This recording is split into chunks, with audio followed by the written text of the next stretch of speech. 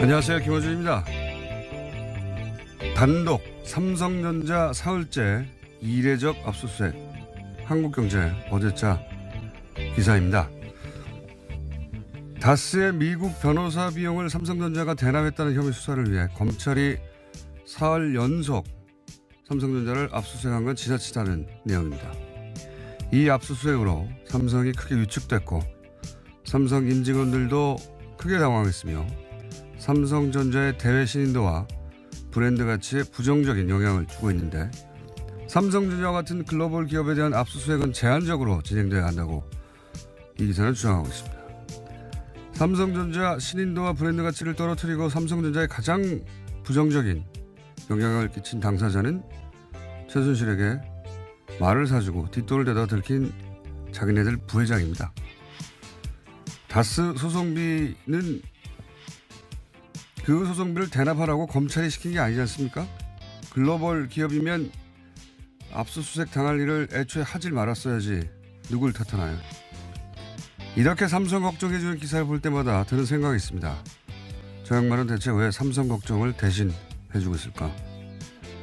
자기 앞가림하기도 바쁜 일반인들이, 월급쟁이들이, 기자들이 삼성 걱정해줄 때마다 저는 매우 웃깁니다. 삼성은 돈도 너무 많고 힘도 너무 세고 연줄도 너무 넘쳐서 대신 걱정 안 해도 끝도 없습니다.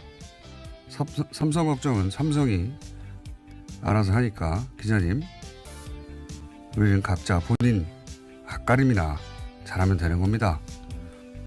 김호준의 어드바이스였습니다.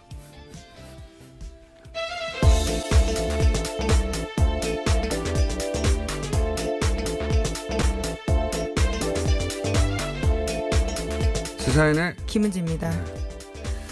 삼성 걱정을 이렇게 많이 하나 모르겠어요, 저는. 예, 한국경제뿐만이 아니라 수많은 언론들이 하고 있습니다. 그 기사 쓰는 분들, 예. 본인이 앞가림이나 잘했으면 좋겠어요, 다들. 삼성이 걱정을 스스로 알아서 합니다. 예. 걱정부서 따로 있어요, 거기. 어마어마하게 커요. 걱정부서 하나가 이 기자님들이 소속된 회사보다 더 커요. 예, 같은 언론인으로서 사실 좀 민망한 상황인데요. 예. 걱정부서 하나가 기자님들이 속해 있는 언론사보다 더 부자예요. 걱정 안 하셔도 돼요. 예, 자기들이 다 알아서 걱정합니다. 자, 첫 번째 뉴스는 뭡니까? 네, 이현동 전 국세청장이 구속됐습니다. 이명박 정부 시절 국가정보원의 김대중 전 대통령 음해 공작 등에 대해서 협조한 대가로 대북 공작금 수천만 원을 받은 혐의인데요. 어제 영장실질심사가 있었습니다. 서울중앙지법 강부영 영장전담 판사가 밝힌 영장 발부 사유는 다음과 같습니다. 주요 범죄 혐의가 소명되고 증거를 인멸할 우려가 있다라는 겁니다. 이거 말 안 해도 돼요. 이거 이제 다 외웠어요, 사람들이. 영장 발부될 때는 혐의가 소명되고 인멸 위험이 있다. 뭐 이런 거고, 안 됐을 때는 인멸 위험이 없다. 뭐 이런 얘기인데, 이현동 전 국세청장은 지난주 잠시 말씀드렸지만, 이번에 구속된 건 국정원 이제 대북 공작금으로 김대중 노무현 전 대통령 해외 비자금 있나 찾다가. 네, 실패로 돌아갔다고 하는데요. 실패로 돌아갔지만 거의 10년 후에 이제 잡힌 것이고요. 예.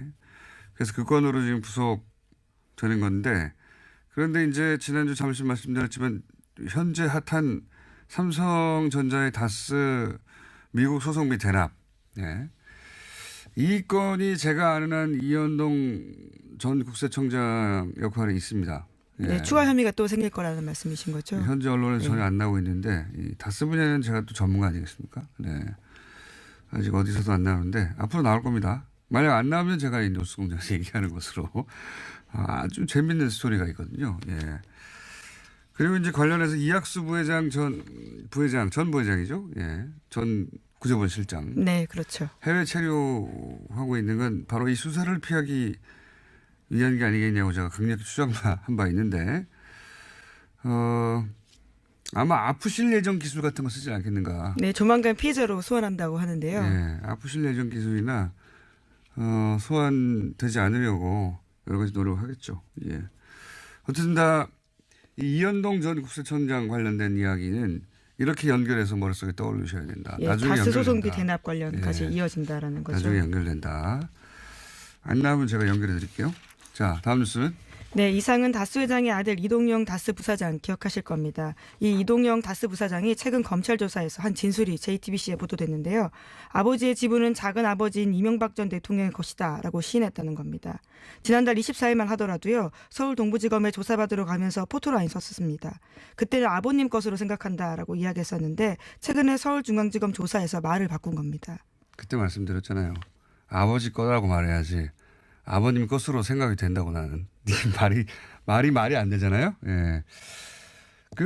이전 대통령, 이명박 전 대통령 기자회견 다음날 제가 다 끝났다고 말씀드렸는데, 이명박 전 대통령 주변에서 방어해주거나 보호해주거나 최소한 침묵해주는 사람들은 이유가 뭐겠어요?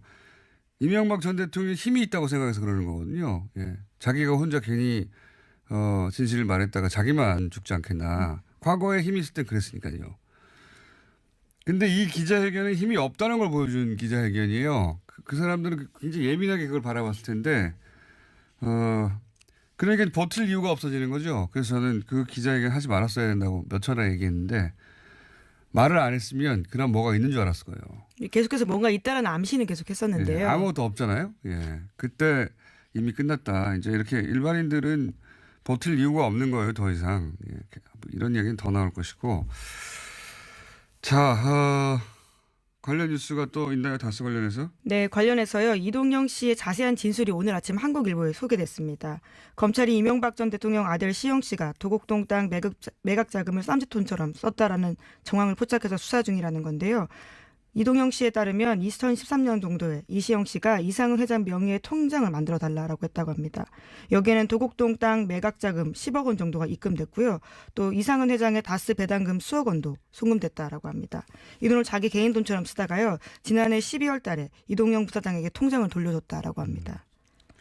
이 이야기의 골자는 한 줄로 하면 도곡동 땅 주인이 이시영 씨 아빠라는 거죠. 이명박 전 대통령. 그러지 않고선 이렇게 쓸 수가 없다라는 건데요. 네. 또 심지어 이시영 씨가 통장을 돌려주면서 이동영 부사장에게 자신이 쓴 걸로 해달라는 이야기까지 해달라고 이동영 씨가 검찰에서 진술했다라고 합니다. 도곡동 땅을 판 돈을 명의는 이상은 회장의 이름으로 돼 있는 통장에서 자기가 마음대로 썼다는 거잖아요. 그러니까 실제로 그 땅 주인은 이명박 전 대통령이다라고 하는 아주 오래된, 예, 아주 오래된, 의혹에 일단이 풀리는 건데, 이 땅이 모든 게 출발이거든요. 도곡동 땅 팔아서 다스에 들어가고, 그 돈이 BBK 들어가고, BBK에서 옵션을 벤처에서 주가 조작하고, 천억대 피해를 준 다음에, 김경준 씨가 미국에 도피한 다음에 140억 가지고 싸우다가 돌려받고, 이 모든 게 이 땅에서 출발하는 거예요. 근데 이 땅의 주인이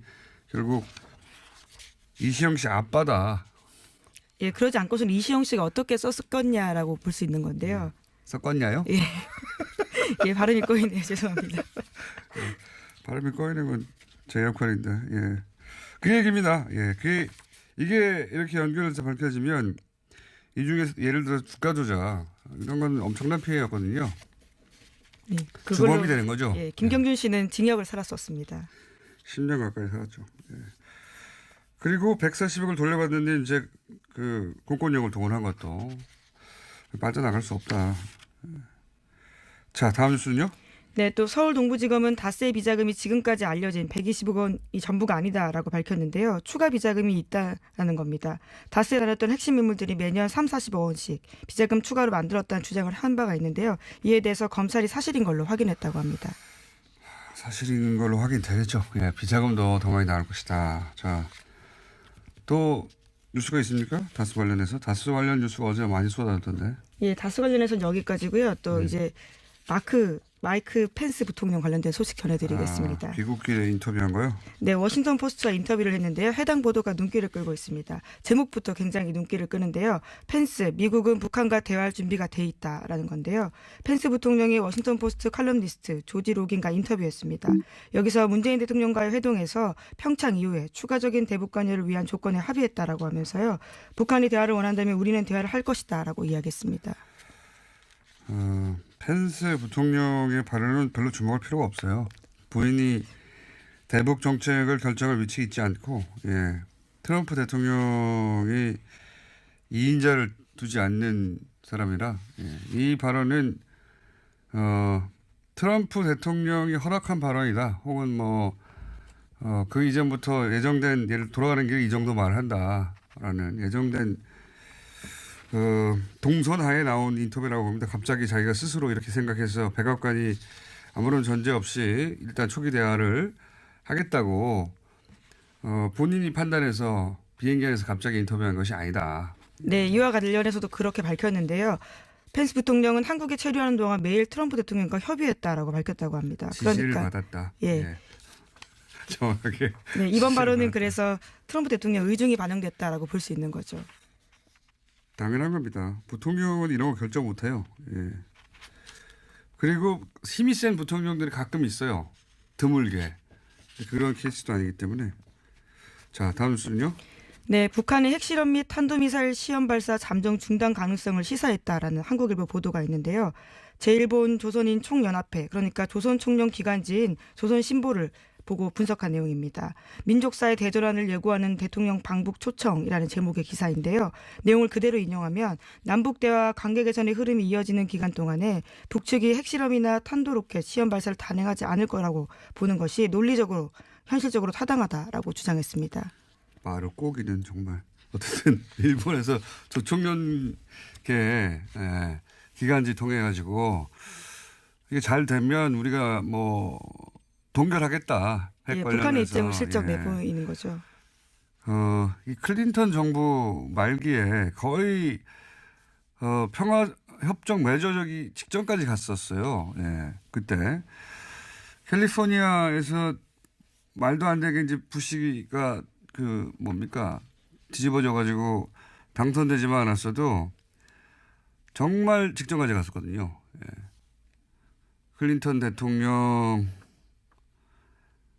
때 모든 게 해결될 뻔했어요. 네, 모든 게 미국 막판에. 정권이 교체가 되면서. 네. 예. 근데 막판에 이제 부시 들어서면서 모든 게 또 원점으로 되돌아갔지만 그때보다 지금은 더 어렵죠. 그때는 김대중 전 대통령과 클린턴의 조합으로 거의 이거 해결되나 보다 하는 막판까지 갔다가 다 무산됐지 않습니까? 이번이 20년 만에 다시 돌아온 기회예요. 예, 과연 가능할지. 근데 또 상대는 트럼프 대통령이라 과연 가능할지 모르겠으나 훨씬 더 어려운 상황이긴 한데 근데 훨씬 더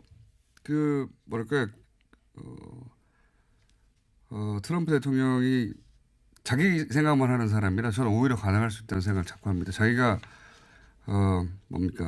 노벨 평화상 받으려고 저는 노벨 평화상 받으려고 한다고 생각하거든요. 트럼프 대통령이 오바마 대통령을 넘어서기 위해서 노벨 평화상을 받기 위해서 극적인 뭔가 할 것 같은데 그게 대북 문제 아니겠는가. 네, 평화협정을 끌어낸다면 그 또한 가능한 시나리오라고 생각할 것 같습니다. 트럼프 대통령이 말도 안 되게 노벨 평화상 받을 수도 있어요. 오로지 우리에게 평화를 주기 위해서가 아니라 자기가 상을 받으려고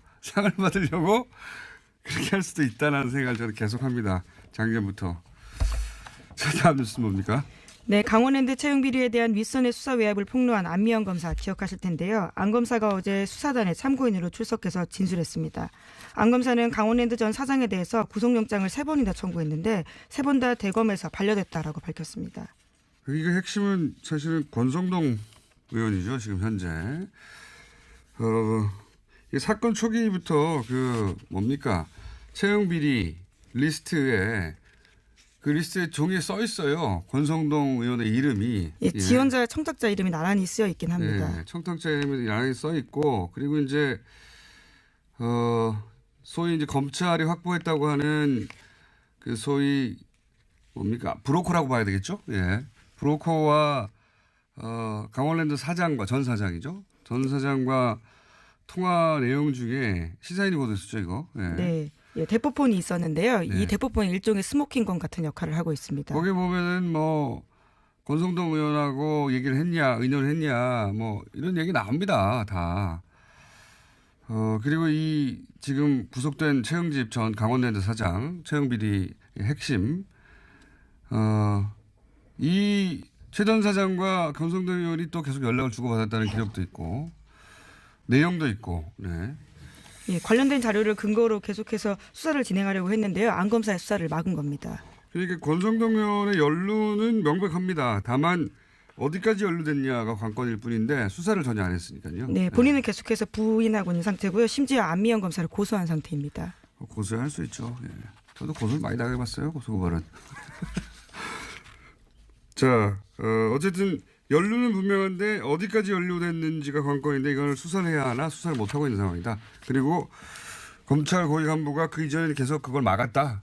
이게 핵심이죠. 그거를 안미연 검사가 이제 참다 할 수 없이 폭로를 한 거고요. 굉장히 이례적인 겁니다. 개인적인 문제가 아니라 검찰 내 그 수사지휘 문제를 가지고 현직 검사가 이렇게 폭로한 건 제가 아는 한 처음이에요. 네, 수사를 하고 싶다고요. 검사가요. 이 같은 이야기를 한 겁니다. 수사하는 검사가요. 이런 건 처음이에요. 예를 들어서 뭐 서 검사, 이원정 검사 같은 케이스하고 또 다른 문제입니다. 이거는 검찰 지휘 체계, 검찰 동일체라고 하는 사실 그게 뭐 올바른 건 아닌 것 같은데 그 원칙을 처음으로 공개적으로 깬 용기로 따지면 대단한 용기의 인터뷰거든요. 예. 안 검사가 아무런 불이익 당하지 않고 이 수사가 제대로 돼야 되는데요. 자, 시간이 다 됐어요. 네. 조금 남았는데 옆에 어떤 분이 이미 들어 앉아 계세요. 네. 그래서 오늘 여기까지 해야 될 것 같습니다. 뉴스가 있긴 있었네요. 이건희 차명 계좌 과징금 부과해야 된다. 법제처가 어제 법령 해석을 내려가지고요. 네, 그걸 이제 해설할 분이 여기 나와 계십니다. 여기까지 하겠습니다. 시사인의 김은지였습니다. 감사합니다. 자, 바로 연결하겠습니다. 옆에 이미 앉아 계시기 때문에. 법제처에서 이 과징금 부과 처분을 내려서 이 건 관련해서는 거의 여기까지 단독 드리블로 밀고 왔다라고 말해도 좋을 박용진 의원 또 나오셨습니다. 안녕하십니까. 안녕하세요. 네. 더불어민주당 박용진입니다. 전화로 하려고 했는데 짧아서 나오셨어요. 네, 굳이 나왔습니다. 제가. 본인이 한 건이기 때문에. 일단 법제처 결정부터 알려주십시오. 어떻게 결정했는지. 전에 말씀드린 것처럼 금융실명법에는요 93년 8월 12일 이전에 개설된 금융실명법이 금융실명제도가 공포되기 전에 개설된 계좌에 대해서는 원금의 50%를 다 과징금으로 징수하도록 되어 있습니다. 그러니까 숨겨놨던 돈은 절반은 내놓으라는 거예요. 그렇습니다. 그래서 4조 5천억 원에 달하는 이건희 차명계좌와 관련해서 처음에는 20개인 줄 알았더니 나중에 저희가 몰고 몰아봤더니 27개로 확인된 이건희 차명계좌 중 93년 8월 12일 이전 개설 계좌에 대한 과징금을 매겨야 된다. 이게 이제 더불어민주당의 주장이었고요. 금융행정혁신위원회 다시 말해서 금융권의 적폐를 확인하고 해결하기 위해서 만들어 놓은 위원회에서도 과징금 매기는 게 당연하다. 그랬는데 우리의 금융위원회가 못하겠다. 왜 그러냐 하고 덤볐죠. 금융위도 안 한다고 그러고 국세청도 미제문이었고 그러고. 예, 그래서 결국은 못하는 줄 알았는데 이걸 법제처로 넘겼어요. 해석을. 법제처가 이호여사에 대한 해석을 내렸고 방금 우리 김 기자님께서 말씀하신 것처럼 과징금 부과는 너무 당연하다. 그거는 뭐 일반인의 상식이에요. 맞습니다. 너무 상식적인 거를 지금 십몇 년 동안 못하고 있었던 거죠. 십몇 년이 뭡니까? 지금 몇 년 됐어요 지금. 이게 2008년에 알려진 거니까 지금 10년. 네, 알려진 이후로도 10년. 그리고 금융실명법이 도입된 지는 24년, 25년이 되어가고 있습니다. 그러니까 이게 삼성의 힘이 이렇게 센 거예요. 그리고 제가 지난 10월 16일 날 이 문제를 우리 국정감사에서 제기한 뒤로부터는 지금까지 똑같이 버티고 왔으니까요. 엄청난 삼성 감싸기와 시간 끌기의 결과가 지금 이렇습니다. 그러니까 이게 법에 그렇게 써 있거든요. 법에 그렇게 써 있고요. 너무나 당연한 법이 일인데. 20몇 년 전에 만들어져서 그게 써 있어요. 그렇게 하라고 과징금 내라고 써 있는 숨긴 돈 절반 내놔 써놨거든요. 안 내놔요 그냥. 이제 답답한 건 뭐냐면 이 금융실명제도, 금융실명법을 운영하고 제대로 적용해서 우리 사회에 이른바 금융실명법이 안착돼서요. 내 돈 내 이름으로 남의 돈 내 이름으로 하지 않고 내 돈 내 이름으로 하고 세금 제대로 내고 하라고 하는 그 제도를 제대로 안착시키기 위한 역할을 맡은 부서가 어디냐면 금융위원회예요. 이렇게 이런 데서 제일 앞장서 가지고 이런 짓을 하고 있었어요. 삼성 대신에 그거 안 내도 된다고 법에 써 있어요. 내라고. 이게 이제야 정상적인 결정이 10년 만에 났는데 문제는 그렇게 해서 거둘 수 있는 돈이 있습니까? 지금 걷어야 된다라고 하는 건데 이제 제가 또 답답한 건 뭐냐면 이 확인이 법제처 확인이 나오자마자 빛의 속도로 뭐라고 그러냐면 금융당국이 그거 관련한 증빙 자료가 없는데요. 이런 얘기는 하고 있습니다. 그러니까 이제 이 통장들이 개설돼 있던 은행들이 예. 그거 10년 지나가지고 기록이 없다고 나오는 거 아닙니까? 제가 보기에는 이거 나올까봐 다 없애버린 것 같아요. 실제로 2008년 특검 당시에요. 삼성증권에 있었던 그 관련 계좌들은 삼성증권에서 파기해버린 걸로 네, 파기 알고 있고요. 했고요. 예. 그리고 그때 27개 진짜. 계좌 중에 삼성증권 도둑놈들. 3개가 있는데 나머지 것들은 다른 은행. 의원님 도둑놈들 아닙니까 이거? 세금 내야 되는데 안 내면 끝까지 쫓아가가지고 다 걷잖아요 일반인들. 도둑도 있고요. 도둑에 대한 방조범도 있습니다. 이게 공범이죠 공범 이 정도면. 예, 하수인 협력한 사람들도 있습니다. 하수인들 엄청 큰 도둑이 하나 있고요. 거기서 무슨 떡고물이 떨어지는지. 근데 제가 여당이니까 네. 정부 측에 대해서 너무 세게 하면 안 된다라고 하는. 그럼 도둑놈 주변에 내가 말할게요. 예, 이런저런 얘기가 있으니 제가 말은 조심하겠으니 공장장께서 적극적으로 얘기해 주십시오. 이거 도둑이지 뭐예요. 예, 아니 예. 정상적으로 낸 사람 얼마나 억울합니까? 여기는 예, 예. 예. 저는 여당입니다. 예, 예, 예. 아니 이거 내야 되는 거란 말이죠. 그냥 네. 뭐 고민의 여지도 없이 내야 되는 건데 그냥 안 낸 세월도 너무 오래됐고 이제 내려고 그랬더니 은행들이 다 그 기록이 없다고. 열받아 진짜. 그 또 못 걷게 생겼어요. 이거 기록이 없다니까. 제가 지금 말씀드리고 싶은 게 그건데요. 10월 16일 작년 10월 16일 날 과세와 과징금 걷자 그랬더니 못하겠습니다라고 버텼던 금융위원회. 그리고 또 2주 뒤에 세금은 거둘게요. 이렇게 태도를 바꿨죠. 세금 얼마 안 되잖아요. 네. 그리고 또 제가 막 몰아붙이니까 과징금 거두라 그랬더니 과징금은 못 걷습니다. 버텼던 금융위원회가 이번에 법제처 해석으로 거둬야 되게 생겼습니다. 그랬더니 은행이 나타났어요. 은행에 기록이 자료가 없습니다. 없다 이렇게 얘기를 하는데요. 그럼 처음부터 은행이 기록이 없어서 싸우는 거 의미 없어요. 그러든가. 그런데요. 저는 하고 싶은 말이 그겁니다. 제가 그 방법까지 가르쳐 줘야 됩니까? 네? 어떻게 해야 됩니까? 세금 걷어야 되고 과징금 걷어야 된다라고 하는 거 다시 환기시켜주고 여기까지 왔는데 네. 이제 그 증빙 자료까지 제가 찾아야 되냐고요. 그와 관련해서 자기들이 찾아야 되고. 증빙자료를 찾을 방법이 있어요? 있죠. 아니 자기들이 해야죠. 이 관련해서 어떻게든 추징이 가능한 추정 자료들을 확인할 수 있어요. 의원님 2008년도에 손에 뭐 쥐고 있는 거 계십니까? 2008년도에 삼성 특검이 있었고 그 관련 자료들이 지금 다 남아 있어요. 손에 쥐고 있으면 놓고 가세요 그러면. 예? 아직 손에 쥐는 건 없으시고요? 제가 그 여당인데요, 뭐. 예. 그래서 이 문제에 대해서는 예. 정부 관료들이 금융위원회가요 없어요, 못해요, 안 해요, 나 몰라요가 아니라 책임 있는 태도를 보여줘야 된다는 것이 제 은행을 입장입니다. 또 압수수색해야 됩니까? 그러면 어떻게 해야 돼요 도대체? 이 좀 내라고 제발. 금융위원회하고 금융감독원은요 압수수색할 것 없이 시중은행들에게 관련 자료를 내출하라고 할 수 있는 권한이 있고요. 아니 근데 뭐 보관 시한 뭐 이런 거 내놓으면서 이게 이제 지나서 할 수가 없다. 이러면 어떡합니까? 제가 알기로 93년 이전 계좌 특히나 현명관 삼성전자 부회장이 예전에 했던 말이 있습니다. 88년도에 개설된 내 계좌에 있는 2천억 원의 돈은 내 돈이 아니다. 네. 기자들과 인터뷰에서 했던 얘기예요. 그 이건희 씨 거다. 네. 이렇게 얘기를 한 적이 있거든요. 그렇게 해서 제가 추정을 했었던 바가 있고요. 네. 그러니까 그런 노력들을 증언을 모으든지 관련 그 당시에 은행 직원들의 이걸 모으든지 해서 확인하고 찾아낼 노력들은 안 하고요. 뭐 못 걷어요. 이 얘기부터 한다는 게 말이 돼요. 아니 그 은행이 바로 튀어나오는 것도 웃겨요. 이게 금융감독원의 발언입니다. 그 은행이 아니라. 예. 금융감독원은 직원. 예. 은행한테 들었겠죠. 당연히. 제가 볼 때는 확인을 얼마나 했었는지도 모르겠고요. 네. 예, 이와 관련해서 좀 책임 있게 했으면. 싹 정리해보자면 예. 93년 법이 바뀌면서 그때까지 숨겨놨던 돈이 있잖아요. 다른 사람 이름으로. 복잡하게 생각할 거 없습니다. 숨겨놨던 돈이에요. 그 돈에 한 4조 정도 되는데 그 과징금이 그때 당시 법률로도 지금도 마찬가지고요. 숨겨놨던 돈 다른 사람 이름으로 절반 내라는 겁니다. 그동안 이때 안 냈어. 계속. 네. 계속 안 내다가 2008년에 들켰어요.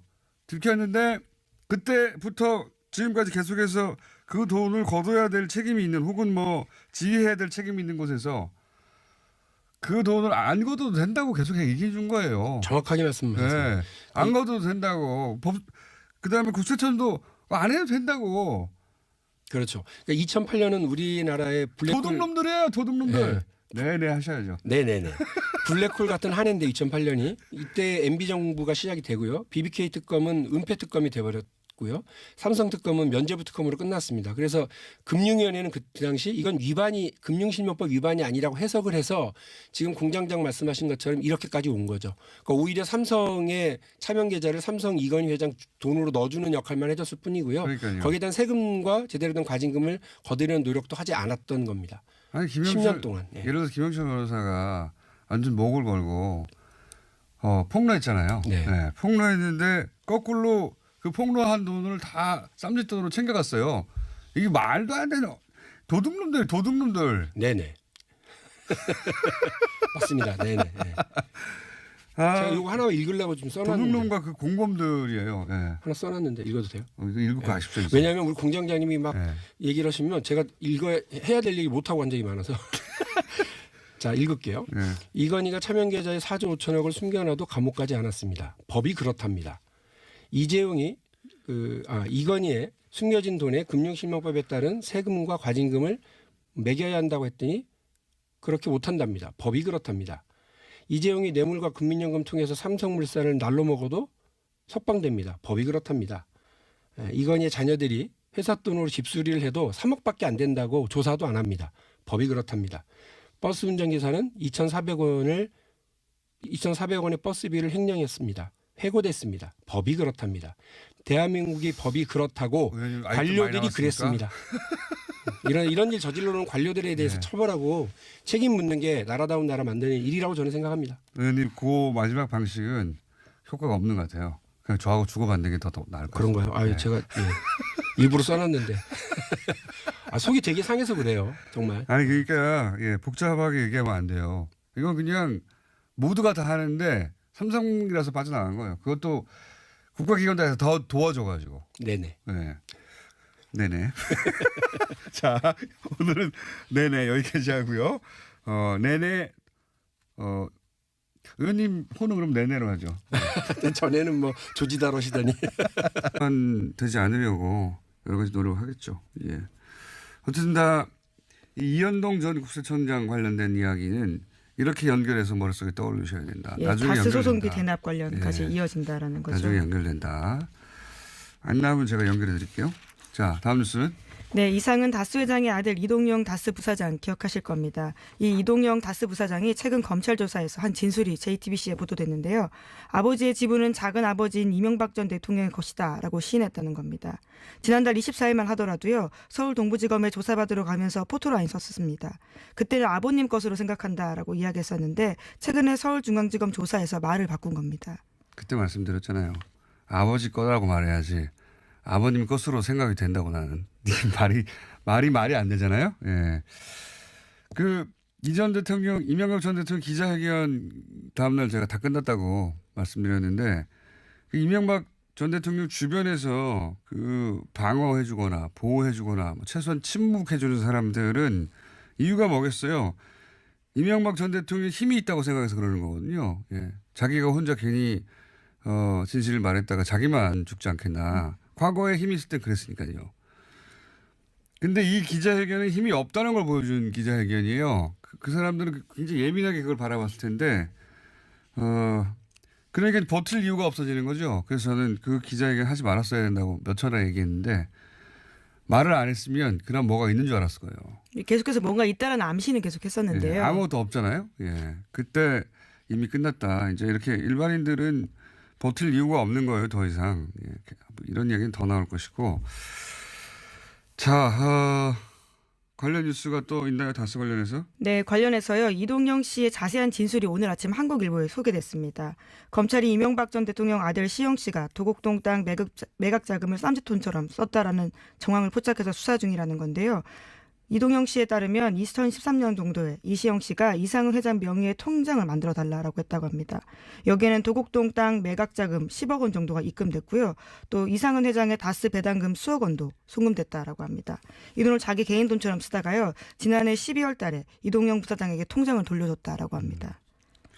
이 이야기의 골자는 한 줄로 하면 도곡동 땅 주인이 이시영 씨 아빠라는 거죠. 이명박 전 대통령. 그러지 않고선 이렇게 쓸 수가 없다라는 건데요. 네. 또 심지어 이시영 씨가 통장을 돌려주면서 이동영 부사장에게 자신이 쓴 걸로 해달라라는 이야기까지 해달라고 이동영 씨가 검찰에서 진술했다라고 합니다. 도곡동 땅을 판 돈을 명의는 이상은 회장의 이름으로 돼 있는 통장에서 자기가 마음대로 썼다는 거잖아요. 그러니까 실제로 그 땅 주인은 이명박 전 대통령이다라고 하는 아주 오래된 아주 오래된 의혹에 일단이 풀리는 건데 이 땅이 모든 게 출발이거든요. 도곡동 땅 팔아서 다세들하고 그 돈이 BBK 들어가고 BBK에서 옵션을 벤처에서 주가 조작하고 뭐 천억대 피해를 준 다음에 김경준 씨가 미국에 도피한 다음에 140억 가지고 싸우다가 돌려받고 이 모든 게 이 땅에서 출발하는 거예요. 근데 이 땅의 주인이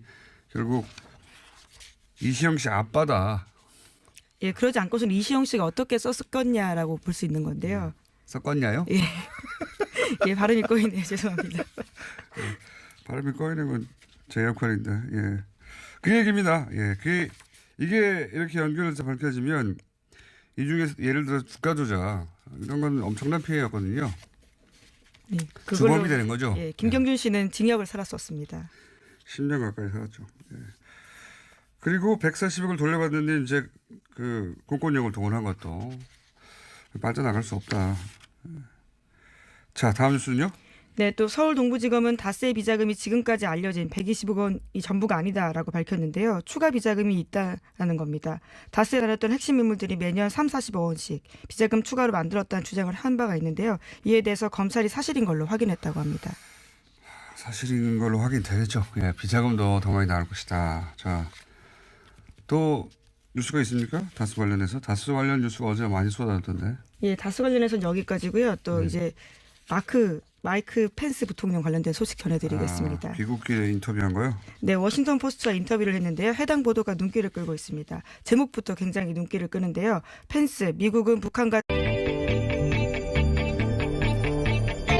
안녕하세요. 김호준입니다. 단독 삼성전자 사흘째 이례적 압수수색. 한국경제 어제자 기사입니다. 다스의 미국 변호사 비용을 삼성전자가 대납했다는 혐의 수사를 위해 검찰이 사흘 연속 삼성전자를 압수수색한 건 지나치다는 내용입니다. 이 압수수색으로 삼성이 크게 위축됐고 삼성 임직원들도 크게 당황했으며 삼성전자의 대외 신인도와 브랜드 가치에 부정적인 영향을 주고 있는데 삼성전자와 같은 글로벌 기업에 대한 압수수색은 제한적으로 진행돼야 한다고 이 기사는 주장하고 있습니다. 삼성전자 신인도와 브랜드 가치를 떨어뜨리고 삼성전자에 가장 부정적인 영향을 끼친 당사자는 최순실에게 말을 사주고 뒷돈을 대다 들킨 자기네들 부회장입니다. 다스 소송비는 그 소송비를 대납하라고 검찰이 시킨 게 아니지 않습니까? 글로벌 기업이면 압수수색 당할 일을 애초에 하질 말았어야지 누굴 탓하나요? 이렇게 삼성 걱정해주는 기사를 볼 때마다 드는 생각이 있습니다. 저 양반은 대체 왜 삼성 걱정을 대신 해주고 있을까? 자기 앞가림하기도 바쁜 일반인들이, 월급쟁이들이, 기자들이 삼성 걱정해줄 때마다 저는 매우 웃깁니다. 삼성은 돈도 너무 많고 힘도 너무 세고 연줄도 너무 넘쳐서 대신 걱정 안 해도 끝도 없습니다.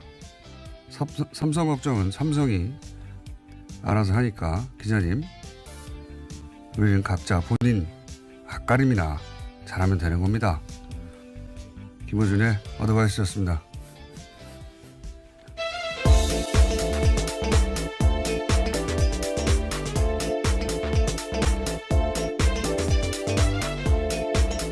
시사인의 김은지입니다. 삼성 걱정을 이렇게 많이 하나 모르겠어요, 저는. 예, 한국경제뿐만이 아니라 수많은 언론들이 하고 있습니다. 그 기사 쓰는 분들, 예. 본인이 앞가림이나 잘했으면 좋겠어요, 다들. 삼성은 삼성이 걱정할 스스로 알아서 합니다. 예. 걱정 부서 따로 있어요, 거기. 어마어마하게 커요. 걱정 부서 하나가 이 기자님들이 소속된 회사보다 더 커요. 예, 같은 언론인으로서 사실 좀 민망한 상황인데요. 예. 걱정 부서 하나가 기자님들이 속해 있는 언론사들보다 더 부자예요. 걱정 안 하셔도 돼요. 자기들이 다 알아서 걱정합니다. 자, 첫 번째 뉴스는 뭡니까? 네, 이현동 전 국세청장이 구속됐습니다. 이명박 정부 시절 국가정보원의 김대중 전 대통령 음해 공작 등에 대해서 협조한 대가로 대북 공작금 수천만 원을 받은 혐의인데요. 어제 영장실질심사가 있었습니다. 서울중앙지법 강부영 영장전담 판사가 밝힌 영장 발부 사유는 다음과 같습니다. 주요 범죄 혐의가 소명되고 증거를 인멸할 우려가 있다라는 겁니다. 이거 말 안 해도 돼요. 이거 이제 다 외웠어요, 사람들이. 영장 발부될 때는 혐의가 소명되고 인멸 위험이 있다. 뭐 이런 거고 안 됐을 때는 인멸 위험이 없다. 뭐 이런 얘기인데 이현동 전 국세청장은 지난주 잠시 말씀드렸지만 이번에 구속된 건 국정원 이제 대북 공작금으로 김대중 노무현 전 대통령 해외 비자금 있나 찾다가 네, 실패로 돌아갔다고 하는데요. 실패로 돌아갔지만 거의 10년 후에 이제 잡힌 것이고요. 예. 그래서 그 건으로 지금 구속되는 건데 그런데 이제 지난주 잠시 말씀드렸지만 현재 핫한 삼성전자의 다스 미국 소송 및 대납. 예. 이 건이 제가 아는 한 이현동 전 국세청장 역할이 있습니다. 예. 네, 추가 혐의가 또 생길 거라는 말씀이신 거죠? 현재 언론에 전혀 안 나오고 있는데 이 다스 분야는 제가 또 전문가 아니겠습니까? 네. 아직 어디서도 안 나오는데 앞으로 나올 겁니다. 만약 안 나오면 제가 이 뉴스 공장에서 얘기하는 것으로 아주 재밌는 스토리가 있거든요. 예. 그리고 이제 관련해서 이학수 전 부회장이죠. 예. 전 구조본 실장. 네, 그렇죠. 해외 체류하고 있는 건 바로 이 수사를 피하기 위한 게 아니겠냐고 제가 강력히 추정한 바 있는데, 아마 아프실 예정 기술 같은 거 쓰지 않겠는가. 네, 조만간 피해자로 소환한다고 하는데요. 예. 아프실 예정 기술이나, 대화할 준비가 돼 있다라는 건데요. 펜스 부통령이 워싱턴 포스트 칼럼니스트 조지 로긴과 인터뷰했습니다. 여기서 문재인 대통령과의 회동에서 평창 이후에 추가적인 대북 관여를 위한 조건에 합의했다라고 하면서요. 북한이 대화를 원한다면 우리는 대화를 할 것이다라고 이야기했습니다. 펜스 부통령의 발언은 별로 주목할 필요가 없어요. 본인이 대북 정책을 결정할 위치에 있지 않고, 예. 트럼프 대통령이 2인자를 두지 않는 사람이라, 예. 이 발언은, 트럼프 대통령이 허락한 발언이다. 혹은 그 이전부터 예정된, 예를 돌아가는 길에 이 정도 말을 한다라는 예정된, 동선하에 나온 인터뷰라고 봅니다. 갑자기 자기가 스스로 이렇게 생각해서 백악관이 아무런 전제 없이 일단 초기 대화를 하겠다고 본인이 판단해서 비행기 안에서 갑자기 인터뷰한 것이 아니다. 네, 이와 관련해서도 그렇게 밝혔는데요. 펜스 부통령은 한국에 체류하는 동안 매일 트럼프 대통령과 협의했다라고 밝혔다고 합니다. 지시를 받았다. 예. 예. 정확하게. 네, 이번 발언은 받았다. 그래서 트럼프 대통령 의중이 반영됐다라고 볼 수 있는 거죠. 당연한 겁니다. 부통령은 이런 거 결정 못해요. 예. 그리고 힘이 센 부통령들이 가끔 있어요. 드물게. 그런 케이스도 아니기 때문에. 자, 다음 뉴스는요. 네, 북한의 핵실험 및 탄도미사일 시험 발사 잠정 중단 가능성을 시사했다라는 한국일보 보도가 있는데요. 제1본 조선인 총연합회, 그러니까 조선 총령 기관지인 조선신보를 보고 분석한 내용입니다. 민족사의 대전환을 예고하는 대통령 방북 초청이라는 제목의 기사인데요. 내용을 그대로 인용하면 남북대화 관계 개선의 흐름이 이어지는 기간 동안에 북측이 핵실험이나 탄도로켓 시험 발사를 단행하지 않을 거라고 보는 것이 논리적으로 현실적으로 타당하다라고 주장했습니다. 말을 꼬기는 정말. 어쨌든 일본에서 조총련계 기간지 통해 가지고 이게 잘 되면 우리가 동결하겠다. 핵 예, 관련해서. 북한의 입장을 슬쩍 예. 내보이는 거죠. 이 클린턴 정부 말기에 거의 평화 협정 맺어지기 직전까지 갔었어요. 예, 그때 캘리포니아에서 말도 안 되게 이제 부시가 뒤집어져 가지고 당선되지만 않았어도 정말 직전까지 갔었거든요. 예. 클린턴 대통령 때 모든 게 해결될 뻔했어요. 네, 모든 근데 게 미국 막판에. 정권이 교체가 되면서 네. 예. 근데 막판에 이제 부시 들어서면서 모든 게 또 원점으로 되돌아갔지만 그때보다 지금은 더 어렵죠. 그때는 김대중 전 대통령과 클린턴의 조합으로 거의 야 이거 해결되나 보다 하는 막판까지 갔다가 다 무산됐지 않습니까? 이번이 20년 만에 다시 돌아온 기회예요. 예, 과연 가능할지. 근데 또 상대는 트럼프 대통령이라 과연 가능할지 모르겠으나 훨씬 더 어려운 상황이긴 한데 근데 훨씬 더 그 뭐랄까요 트럼프 대통령이 자기 생각만 하는 사람이라 저는 오히려 가능할 수 있다는 생각을 자꾸 합니다. 자기가 뭡니까 노벨 평화상 받으려고 저는 노벨 평화상 받으려고 한다고 생각하거든요. 트럼프 대통령이 오바마 대통령을 넘어서기 위해서 노벨 평화상을 받기 위해서 극적인 뭔가 할 것 같은데 그게 대북 문제 아니겠는가. 네, 평화협정을 끌어낸다면 그 또한 가능한 시나리오라고 생각할 것 그렇죠. 같습니다. 트럼프 대통령이 말도 안 되게 노벨 평화상 받을 수도 있어요. 오로지 우리에게 평화를 주기 위해서가 아니라 자기가 상을 받으려고 그렇게 할 수도 있다는 생각을 저는 계속합니다. 작년부터. 자, 다음 뉴스 뭡니까? 네, 강원랜드 채용 비리에 대한 윗선의 수사 외압을 폭로한 안미영 검사 기억하실 텐데요. 안 검사가 어제 수사단에 참고인으로 출석해서 진술했습니다. 안 검사는 강원랜드 전 사장에 대해서 구속영장을 3번이나 청구했는데 3번 다 대검에서 반려됐다라고 밝혔습니다. 이게 핵심은 사실은 권성동 의원이죠. 지금 현재. 이 사건 초기부터 그 뭡니까 채용 비리 리스트에 그 리스트에 종이에 써 있어요. 권성동 의원의 이름이. 예, 지원자 청탁자 이름이 나란히 쓰여 있긴 합니다. 예, 청탁자 이름이 나란히 써 있고 그리고 이제 소위 이제 검찰이 확보했다고 하는 그 소위 뭡니까 브로커라고 봐야 되겠죠? 예, 브로커와 강원랜드 사장과 전 사장이죠. 전 사장과 통화 내용 중에 시사인이 보도했었죠, 이거. 예. 네. 예, 대포폰이 있었는데요. 네. 이 대포폰이 일종의 스모킹건 같은 역할을 하고 있습니다. 거기 보면은 뭐 권성동 의원하고 얘기를 했냐, 의논을 했냐, 뭐 이런 얘기 나옵니다, 다. 그리고 이 지금 구속된 최영집 전 강원랜드 사장, 채용 비리 핵심, 이 최 전 사장과 권성동 의원이 또 계속 연락을 주고받았다는 기록도 있고, 내용도 있고, 네.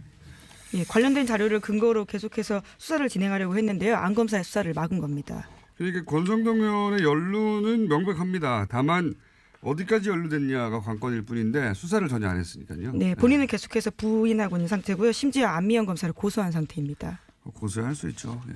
저도 고소를 많이 당해봤어요. 고소고발은. 자, 어쨌든 연루는 분명한데 어디까지 연루됐는지가 관건인데 이걸 수사를 해야 하나 수사를 못하고 있는 상황이다. 그리고 검찰 고위 간부가 그 이전에 계속 그걸 막았다. 이게 핵심이죠. 그거를 안명 검사가 이제 참다 할 수 없이 폭로를 한 거고요. 굉장히 이례적인 겁니다. 개인적인 문제가 아니라 검찰 내 그 수사지휘 문제를 가지고 현직 검사가 이렇게 폭로한 건 제가 아는 한 처음이에요. 네, 수사를 하고 싶다고요. 검사가요. 이 같은 이야기를 한 겁니다. 수사하는 검사가요. 이런 건 처음이에요. 예를 들어서 뭐 서 검사, 이원정 검사 같은 케이스하고 또 다른 문제입니다. 이거는 검찰 지휘 체계, 검찰 동일체라고 하는 사실 그게 뭐 올바른 건 아닌 것 같은데 그 원칙을 처음으로 공개적으로 깬 용기로 따지면 대단한 용기의 인터뷰거든요. 예. 안 검사가 아무런 불이익 당하지 않고 이 수사가 제대로 돼야 되는데요. 자, 시간이 다 됐어요. 네. 조금 남았는데 옆에 어떤 분이 이미 들어 앉아 계세요. 네. 그래서 오늘 여기까지 해야 될 것 같습니다. 뉴스가 있긴 있었네요. 그 이건희 차명 계좌 과징금 부과해야 된다. 법제처가 어제 법령 해석을 내려가지고요. 네, 그걸 이제 해설할 분이 여기 나와 계십니다. 여기까지 하겠습니다. 시사인의 김은지였습니다. 감사합니다. 자, 바로 연결하겠습니다. 옆에 이미 앉아 계시기 때문에. 법제처에서 이 과징금 부과 처분을 내려서 이 건 관련해서는 거의 여기까지 단독 드리블로 밀고 왔다라고 말해도 좋을 박용진 의원 또 나오셨습니다. 안녕하십니까? 안녕하세요. 네. 더불어민주당 박용진입니다. 전화로 하려고 했는데 짧아서 나오셨어요. 네, 굳이 나왔습니다. 제가. 본인이 한 건이기 때문에. 일단 법제처 결정부터 알려주십시오. 어떻게 결정했는지. 그 전에 말씀드린 것처럼 그 금융실명법에는요 93년 8월 12일 이전에 개설된 금융실명법이 공포되기 금융실명제도가 공포되기 전에 개설된 계좌에 대해서는 원금의 50%를 다 과징금으로 징수하도록 되어 있습니다. 그러니까 숨겨놨던 돈은 절반은 내놓으라는 거예요. 그렇습니다. 그래서 한마디로.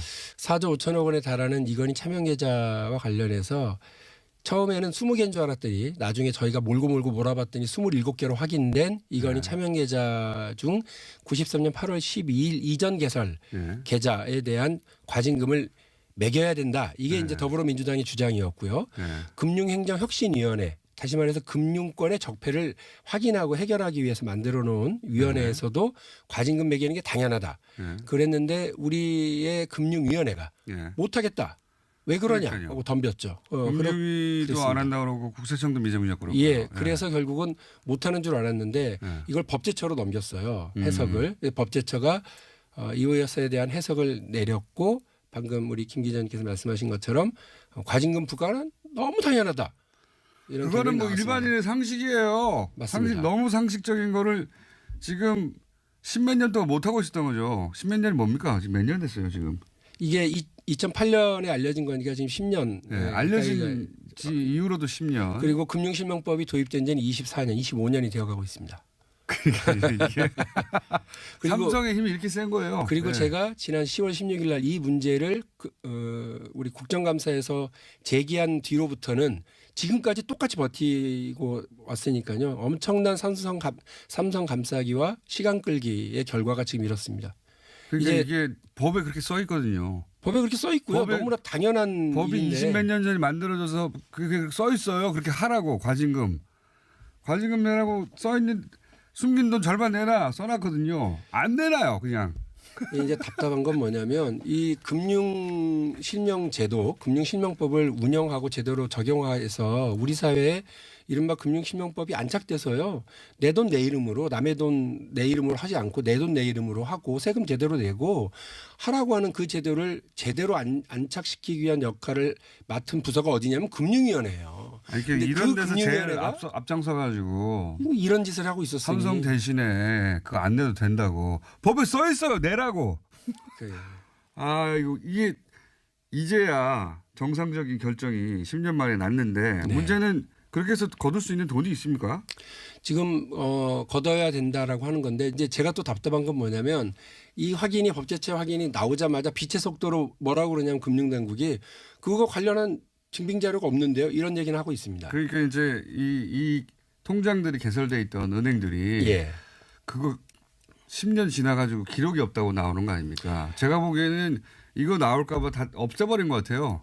실제로 2008년 특검 당시에요. 삼성증권에 있었던 그 관련 계좌들은 삼성증권에서 파기해버린 걸로 네. 파기 파기 일부 알고 있고요. 했고요. 예. 그리고 그때 27개 진짜. 계좌 중에 삼성증권 도둑놈들. 3개가 있는데 나머지 것들은 다른 은행 의원님 도둑놈들 아닙니까 이거? 세금 내야 되는데 안 내면 끝까지 쫓아가가지고 다 걷잖아요 일반인들. 도둑도 있고요. 도둑에 대한 방조범도 있습니다. 이게 공범이죠 공범 이 정도 되면. 예, 하수인 협력한 사람들도 있습니다. 하수인들 엄청 큰 도둑이 하나 있고요. 거기서 무슨 떡고물이 떨어지는지. 근데 제가 여당이니까 네. 정부 측에 대해서 너무 세게 하면 안 된다라고 하는 그럼 도둑놈은 주변에 내가 말할게요. 이런저런 얘기가 있으니 제가 말은 조심하겠으니 공장장께서 적극적으로 얘기해 주십시오. 이거 도둑이지 뭐예요. 예, 아니 예. 정상적으로 낸 사람 얼마나 억울합니까? 여기는 예, 예. 예, 예. 저는 여당입니다. 예, 예, 예. 아니 이거 내야 되는 거란 말이죠. 그냥 네. 그냥 뭐 고민의 여지도 없이 내야 되는 건데 그냥 안 낸 세월도 너무 오래됐고 이제 내려고 그랬더니 은행들이 다 그 기록이 없다고.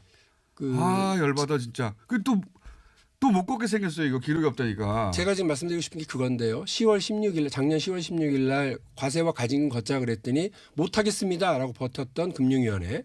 그리고 또 2주 뒤에 세금은 거둘게요. 이렇게 태도를 바꿨죠. 세금 얼마 안 되잖아요. 네. 그리고 또 제가 막 몰아붙이니까 과징금 거두라 그랬더니 과징금은 못 걷습니다. 버텼던 금융위원회가 이번에 법제처 해석으로 거둬야 되게 생겼습니다. 그랬더니 은행이 나타났어요. 은행에 기록이 자료가 없습니다. 없다 이렇게 얘기를 하는데요. 그럼 처음부터 은행이 기록이 없어서 싸우는 거 의미 없어요. 그러든가. 그런데요. 저는 하고 싶은 말이 그겁니다. 제가 그 방법까지 가르쳐 줘야 됩니까?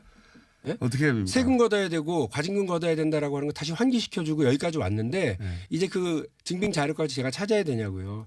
그와 관련해서 자기들이 찾아야 되고 증빙자를 찾을 방법이 있어요? 있죠. 아니 자기들이 해야죠. 이 관련해서 어떻게든 추징이 가능한 추정 자료들을 확인할 수 있어요. 의원님 2008년도에 손에 뭐 쥐고 있는 거 계십니까? 2008년도에 삼성 특검이 있었고 그 관련 자료들이 지금 다 남아 있어요. 손에 쥐고 있으면 놓고 가세요 그러면. 예? 아직 손에 쥐인 건 없으시고요? 제가 그 여당인데요, 뭐. 예. 그래서 이 문제에 대해서는 예. 정부 관료들이 금융위원회가요 없어요, 못해요, 안 해요, 나 몰라요가 아니라 책임 있는 태도를 보여줘야 된다는 것이 제 은행을 입장입니다. 또 압수수색해야 됩니까? 그러면 어떻게 해야 돼요 도대체? 이 좀 내라고 제발. 금융위원회하고 금융감독원은요 압수수색할 것 없이 시중은행들에게 관련 자료를 내출하라고 할 수 있는 권한이 있고요. 아니 근데 뭐 보관 시한 뭐 이런 거 내놓으면서 이게 이제 지나서 할 수가 없다. 이러면 어떡합니까? 제가 알기로 93년 이전 계좌 특히나 현명관 삼성전자 부회장이 예전에 했던 말이 있습니다. 88년도에 개설된 내 계좌에 있는 2천억 원의 돈은 내 돈이 아니다. 네. 기자들과 인터뷰에서 했던 얘기예요. 그 이건희 씨 거다. 네. 이렇게 얘기를 한 적이 있거든요. 그렇게 해서 제가 추정을 했었던 바가 있고요. 네. 그러니까 그런 노력들을 증언을 모으든지 관련 그 당시에 은행 직원들의 이걸 모으든지 해서 확인하고 찾아낼 노력들은 안 하고요. 뭐 못 걷어요. 이 얘기부터 한다는 게 말이 돼요. 아니 그 은행이 바로 튀어나오는 것도 웃겨요. 이게 금융감독원의 발언입니다. 그 은행이 아니라. 예. 금융감독원